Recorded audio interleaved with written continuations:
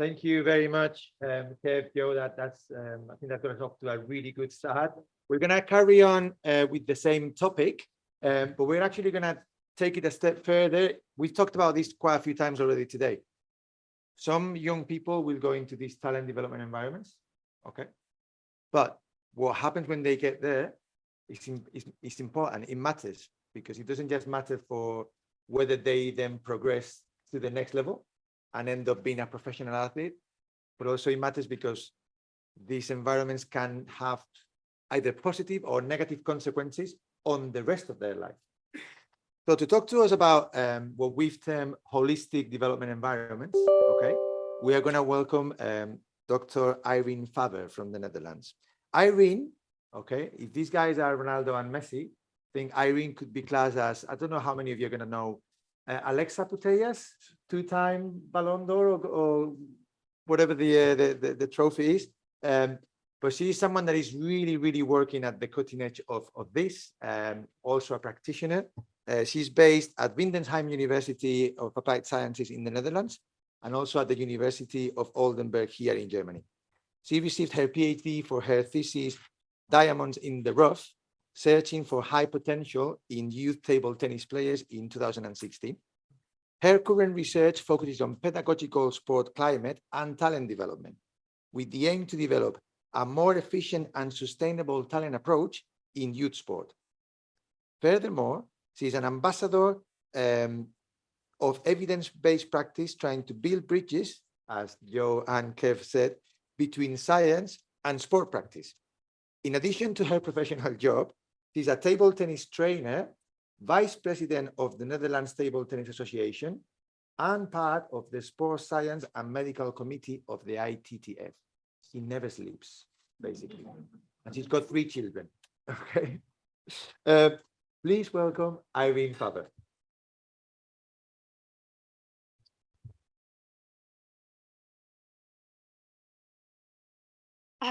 Thank you all for being here. And actually, first, thank you that I can be here and do or talk about everything that I like the most, my passion, the talent development that I'm working with kids in table tennis.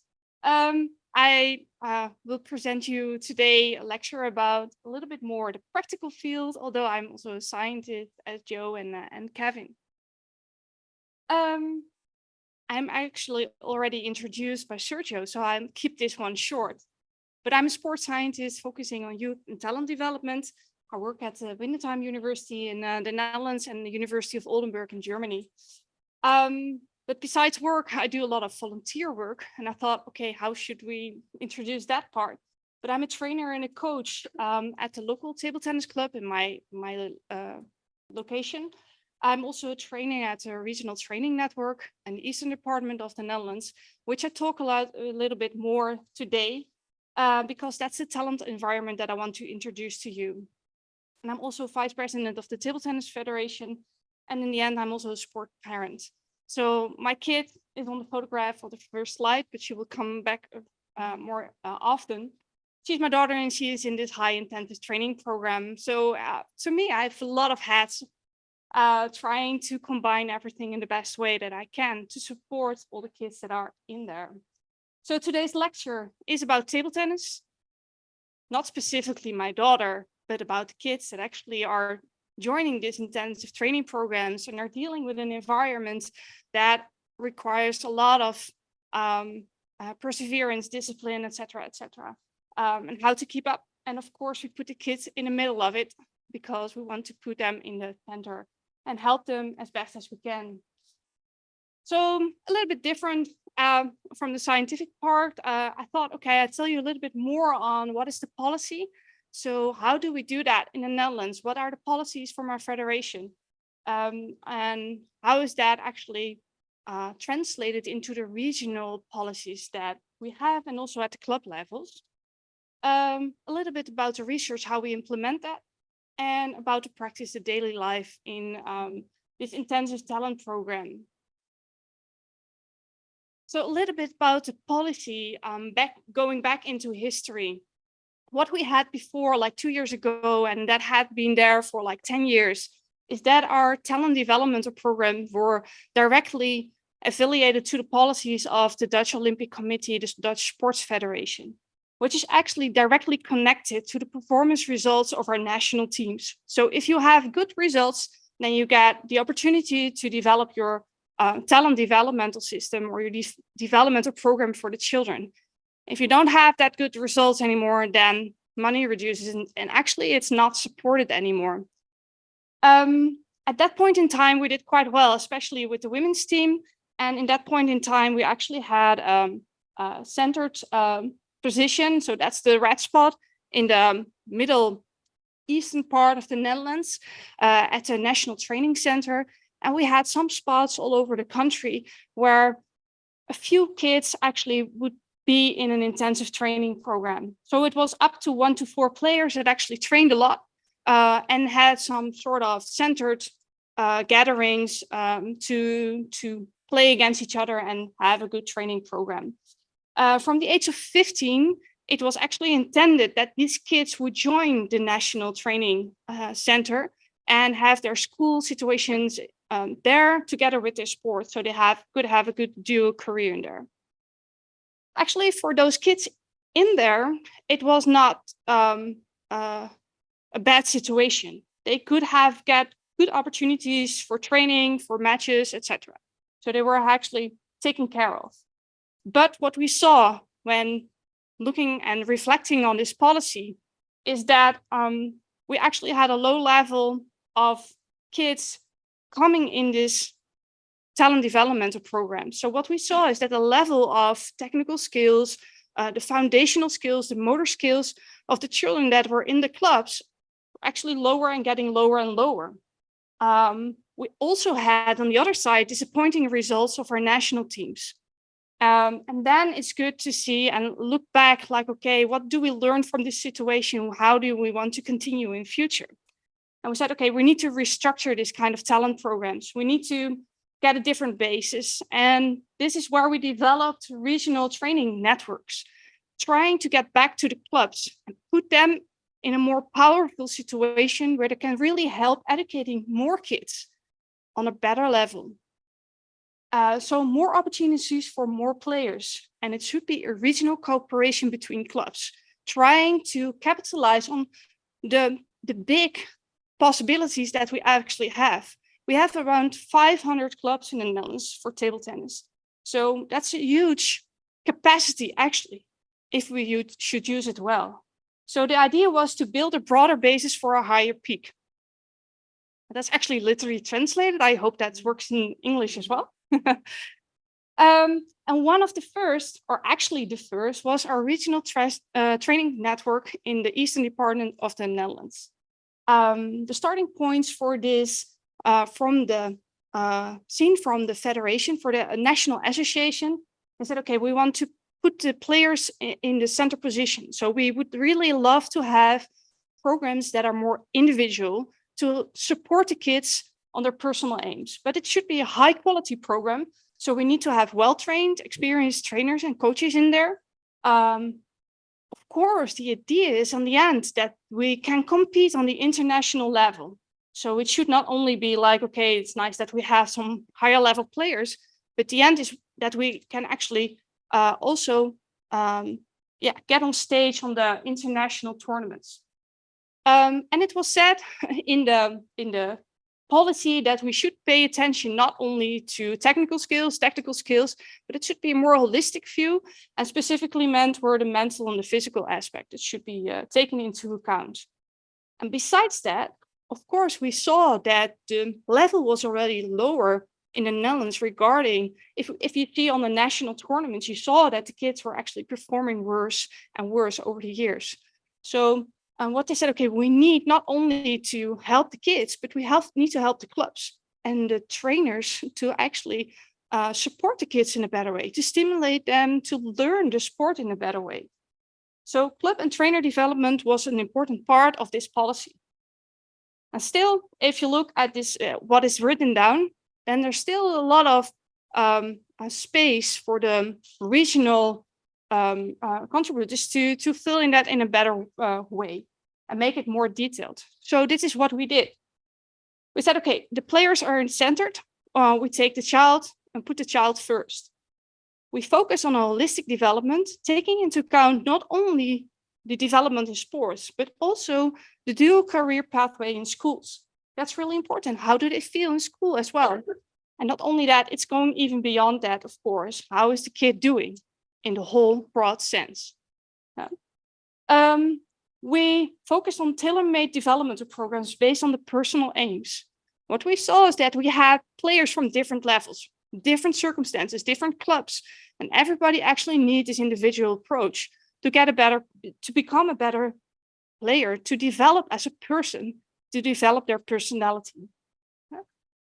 Okay, what we said, there should be a close connection, cooperation with the parents. We should get them involved in these programs and to see how we can actually work on this together. We want to have a cooperation with experts. So we want to have expertise from people that are actually could help us out on different topics. We need cooperation between trainers. So not only the one that is actually working with the kids on daily basis, but also between the clubs. Everywhere where they come from, do we know which trainer is actually working on that level, on that other level? Can we help the trainer? Can we support him or her to actually get more kids involved and help them to educate them in a better way? And this policy, what we worked out, is actually completely aligned with policy how it is in our province. So because of that reason, we were kind of lucky that it's all coming together and that we were financially supported in this program, and not only financially, but I come back to that later, from the provincial government, which makes a lot more possible to support the kids in the best way. On the picture, you can see part of the group. First new t-shirt, they were kind of happy with this to be really show that they're part of the team. I would like to express some highlights that I thought, okay, this makes the program strong. This is what helps in this talent environment to make it stronger. One thing is that because we had a good connection with the provincial government, is that we could be connected to Topsport Gelderland, which is actually an institute that helps all these kind of programs within the region to help them with knowledge, with insights, but also connection to professionals to, for example, help with how to prepare, physically prepare, how to deal with stress and stressful situations, how to put down your nutrition in a better way. So they have all kind of expertise within their institute that can support your program. The other things, actually, there are two of them. First thing is that we have a connection with the Center for Sports and Education. This is a high school, and they actually also have two classes, the last two grades of the primary school in their education, where they have a really good option for kids to combine sports and school in the best way. So what they're really trying to do to help the kids in their dual career pathway. So we have a close connection to this school, and also we have good connection to other talent schools, which have the possibility to make sure that it makes a little bit easier for kids to combine school and their intensive program. These kids sport around like 12 to 20 hours a week on table tennis. So that's really a lot. So it can really help you if you can, for example, postpone a test that you need to do for school, or get a day off when you're actually having a tournament internationally, etc., etc. So this is really helpful, having a good connection with that spot. Relatively strong. I actually, when I was working on this presentation, I thought I think I should show you a little bit the daily team that works with these kids. First two are the head coach and the coordinator. This is actually the core team. This is more or less their main job to do. So our head coach is working as a full-time trainer, not completely full-time on this program, but he is always working on player development.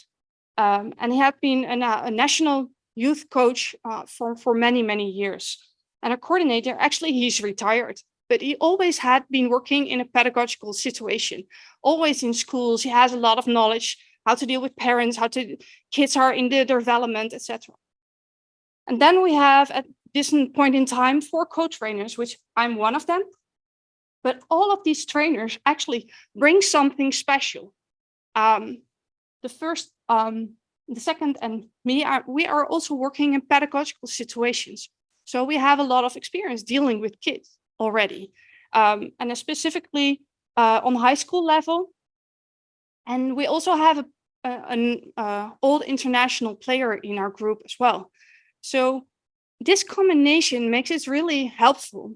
And to me, my specialty, of course, I also implement a little bit more on the sports scientific way, asking critical questions, putting insights on what is known already about talent identification and development.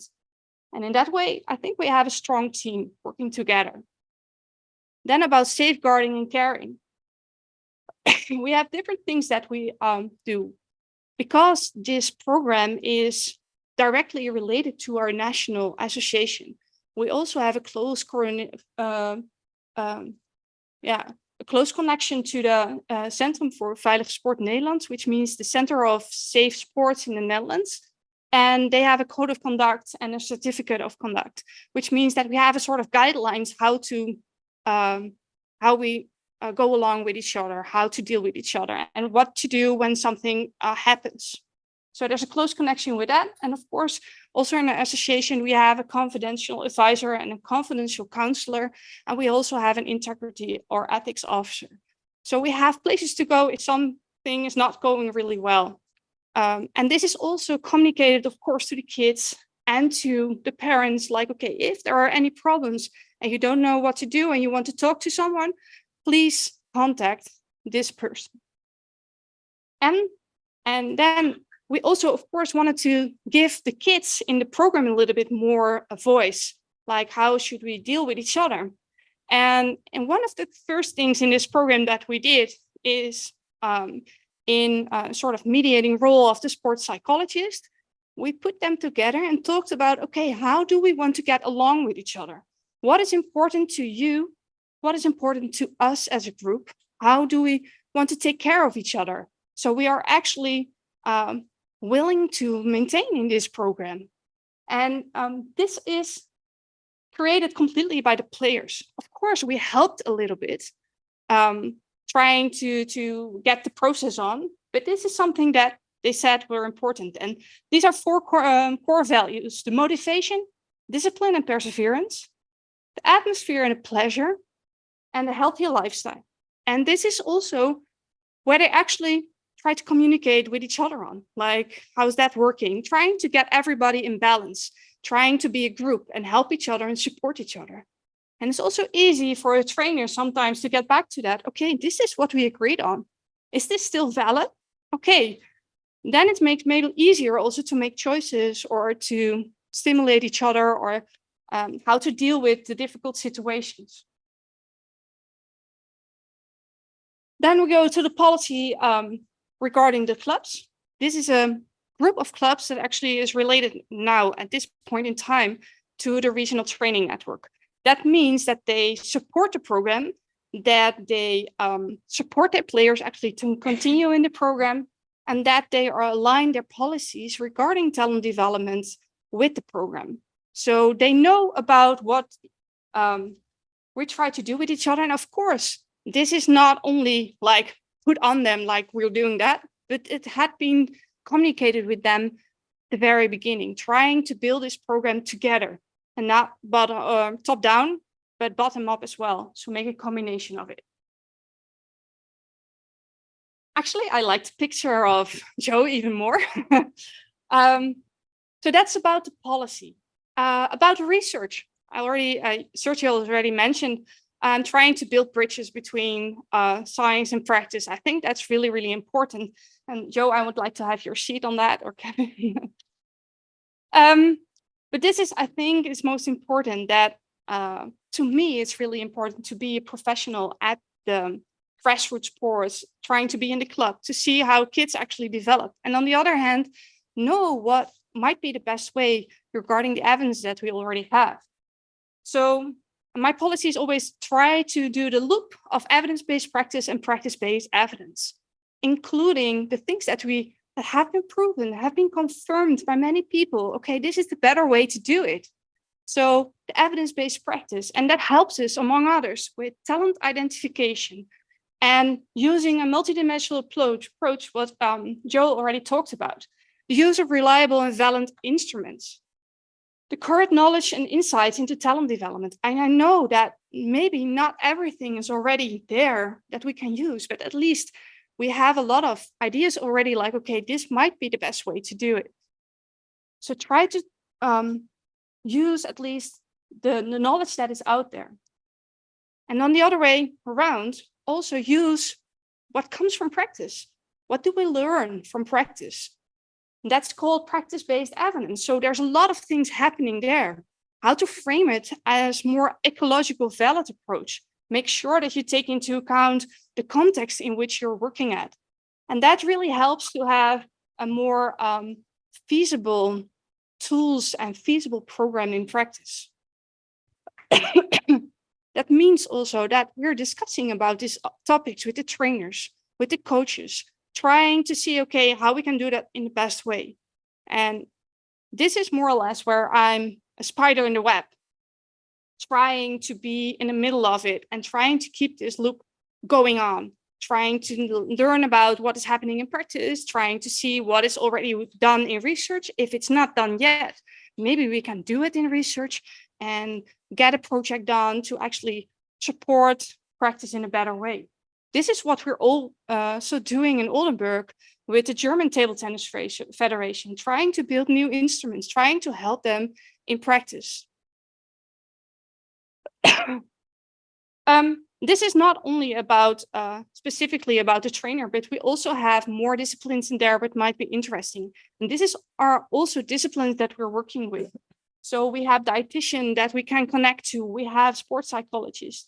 We have a physical trainer that we can connect to, and we have a manual therapist, trying to use an evidence-based working policy also within these areas and help the kids in the best way.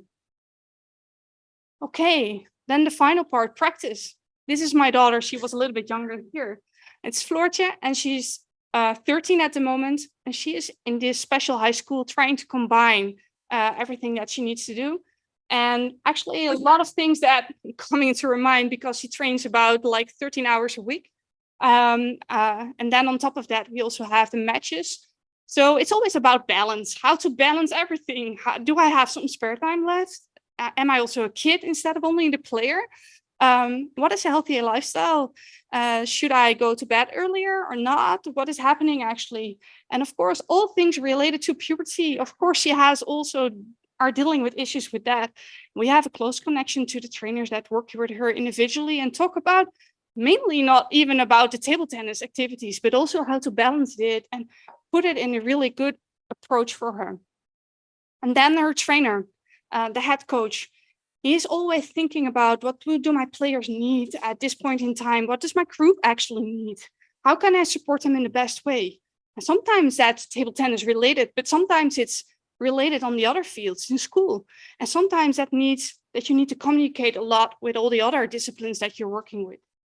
And of course, and one of the biggest issues is also how to support the clubs and create a new creation of high-level players. So this is mainly what he's on his mind. Then, of course, we also have some challenges, like how do we use the power of the regional sport clubs? Can we really use it? Will they cooperate together? Is that really happening? Are we not stealing players from each other? Trying to get, okay, you're coming to my club because we have a better team, all these kind of issues. So a little bit more trust in each other, like working together and do that in a right way. That is really something that is a challenge, of course. Trainer education, getting qualified trainers is a main issue at the moment. We really need to have more trainers involved in the club level to make sure that we have a bigger pool of kids being active in the sport, having fun to actually be in the sport. Then one of the things that is really a problem within the group of talented players, or the ones that are actually in this intensive training program, who's in charge? who's really in charge? Who's taking the lead in making decisions? That's really a challenge that we have. And of course, also, how do we keep this up for future? So we did I did a little bit of reflection on the ICOACHKIDS 10 golden rules. And I think I have 2 minutes for this, so it will be, so we have the 10 golden rules from ICOACHKIDS, the ICOACHKIDS pledge. And I think we're doing well on some of them, but some still need some attention. And I thought about the inclusive one, because actually this kind of talent programs are not always meant to be inclusive. Actually, it's more exclusive, making it only special for those that can do it. At this moment, we actually have not true selection procedure. Only those kids that actually like to do it, they can be involved. But what if the group grows, and how will that put pressure on our program? So we have some issues here. What I also thought about is the youth sports compass, which we are working with in Zwolle, the University of Windesheim in Zwolle. And we thought about, okay, what kind of things should we do better? What kind of climates are we actually using? I will discuss with you about that later on in the breaks if you want to look, because I'm a little bit running out of time. So I think we're coming into the question part, but I hope that you have a little bit idea on our policies, the research that we are using, and the practice that we do in daily life. And if you want to contact me, you can always find me here.